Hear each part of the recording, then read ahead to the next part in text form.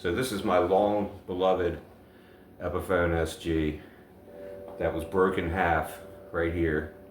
All right, had the dreaded neck break, and it sat for years and years and years, and was not repaired because I felt that it was too far gone. Frankly, it was just, you know, it had been broken 3, 4, 5 times, and by that point it was just so mangled that I was just there's just no hope.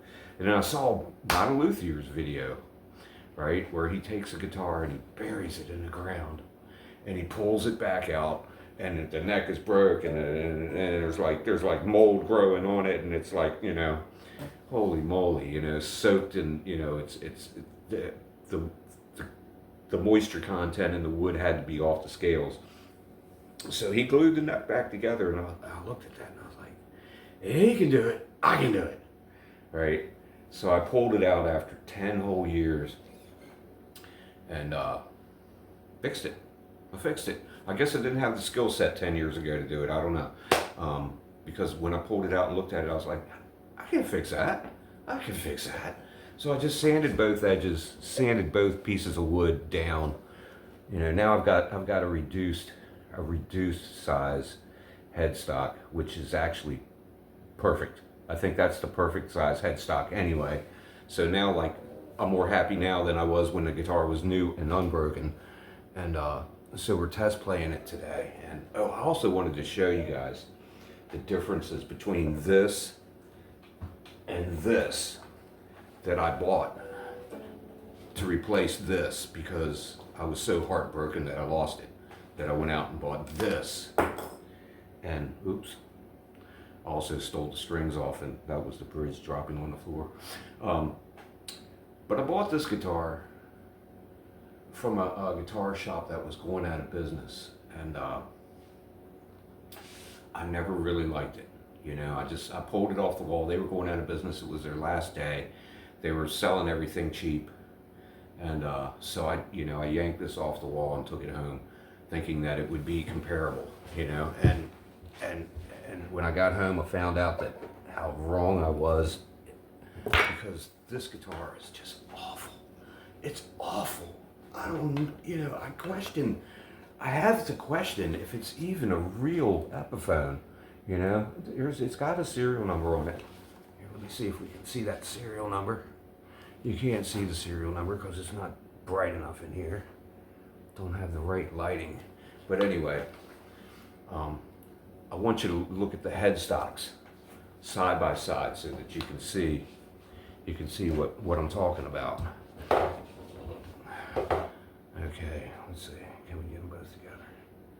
Now you can see, number one, that this one on this side, this one on your left is a lot shorter because we cut out a lot of the wood.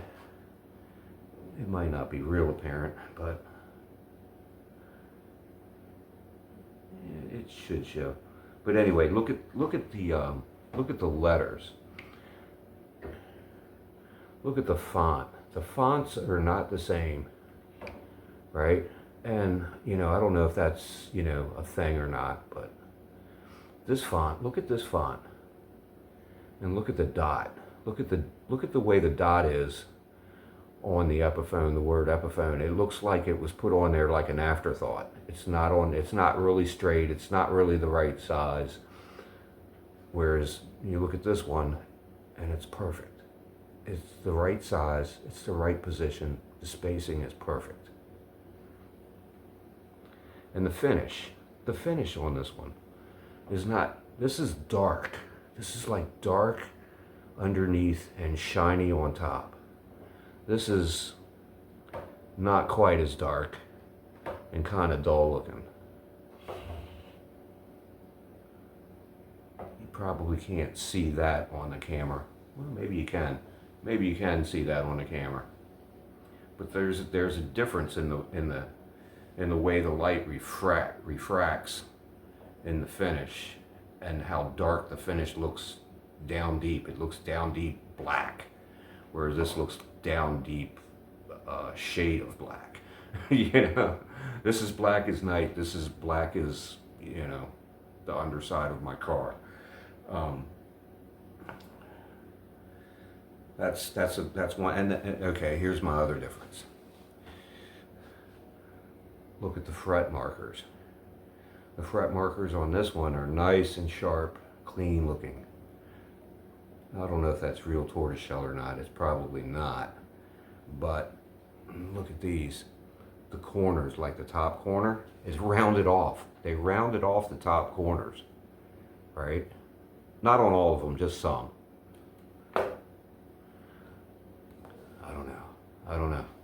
I don't know, but this guitar, there's a world of difference between these two guitars. It's just unbelievable. It's hard to believe that they were even made by the same company during the same period. Let's see, this one is the serial numbers. Now that I look at this one, this other one, the serial numbers are kind of like fading off of it, right? The serial numbers on this one are nice and bright and crisp still. Let's see if you can see that. Nice and see they're nice and bright and crisp. All right. Put this on the rack. And the serial numbers on this are like fading out. You see how they're all faded on this side? It's like, what the? I think this is a counterfeit guitar. It's got, you know, look at the stickers and stuff. I'm like, I was real excited about this guitar though, because it had the, you know, the Gibson style tuners and everything, and that one's just got Grovers. You know, who uses Grovers? So, yeah, here it is. Going to be for sale shortly. I don't like it. And the funny part is, when you plug it in, it sounds like a Fender. It's like, you plug this one in, guess what you're going to get? Guess what you think you're going to get? What are you going to get when you plug in this guitar? Let's find out.